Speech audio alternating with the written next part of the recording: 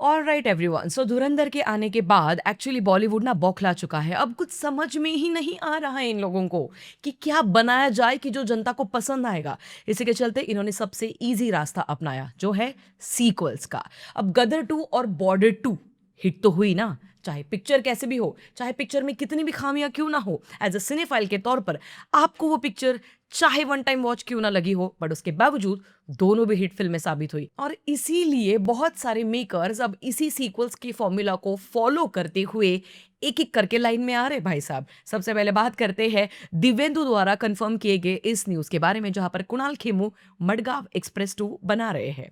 हाँ, अब मडगांव एक्सप्रेस अगर आपको याद होगी ये पिक्चर, तो एक ऐसी फिल्म जो बहुत ही कम समय में सिनेफाइल्स की दुनिया में कल्ट पिक्चर साबित हो गई।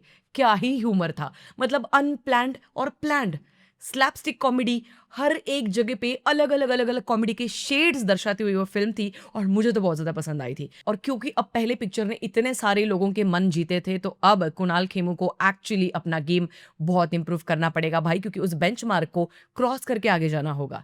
Because when it comes to sequel, आपके एक्सपेक्टेशंस डबल हो जाते हैं।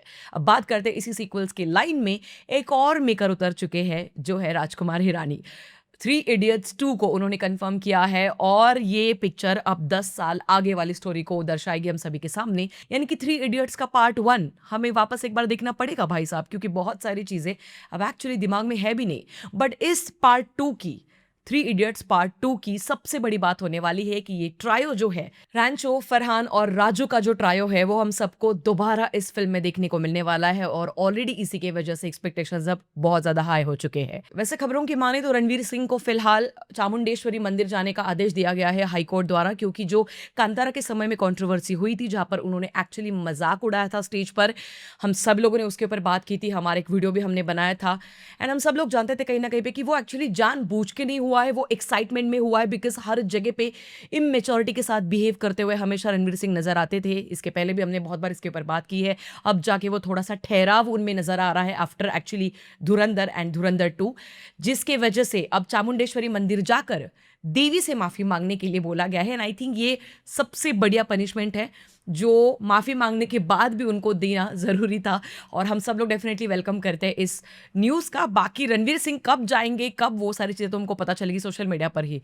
और आज के वीडियो के आखिरी न्यूज़ की तरफ अब बढ़ते हैं, वो है यश के बारे में।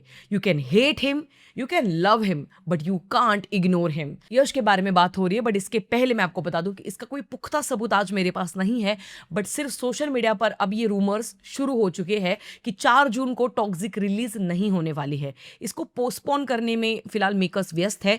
इसके पीछे के 2 मुख्य रीजंस बताए जा रहे हैं। सबसे पहला रीजन है कि इसका जो एक सॉन्ग आया था और जो टीजर है, तो इसका कुछ स्ट्रॉन्ग बज नहीं क्रिएट हो पाया है अभी तक, जिसकी वजह से ओटीटी डील जो उनके एक्सपेक्टेशंस है कि इतने करोड़ में होनी चाहिए, उससे बहुत ही कम बजट के ऑफर्स उनको एक्चुअली दिए जा रहे हैं ओटीटी डील के लिए, जिसके वजह से अब उनका हाने हाने चल रहा है। और इसी की वजह से शायद अब ये फिल्म जुलाई या फिर मिड अगस्त तक रिलीज की जाएगी। बिकॉज क्योंकि अगस्त में भी और जुलाई में भी बहुत सारी बड़ी बड़ी और भी पिक्चरें आने वाली है, तो मुझे कहीं ना कहीं पे ऐसे लगता है कि ये डिसीजन शायद गलत साबित होगा टॉक्सिक के लिए। 4 जून को ही रिलीज कर देना चाहिए, क्योंकि अब उसके आसपास और कोई बहुत बड़ी पिक्चर ऐसी नहीं आ रही है। बाकी ये तो था मेरा आज का पूरा वीडियो, और अगर ऐसे अपडेट्स की वीडियो आपको हर रोज चाहिए तो कमेंट सेक्शन खुला है, आप जरूर मुझे बताइएगा वहां पर। मिलेंगे अगले वीडियो में, तब तक के लिए ख्याल रखिएगा। Peace out.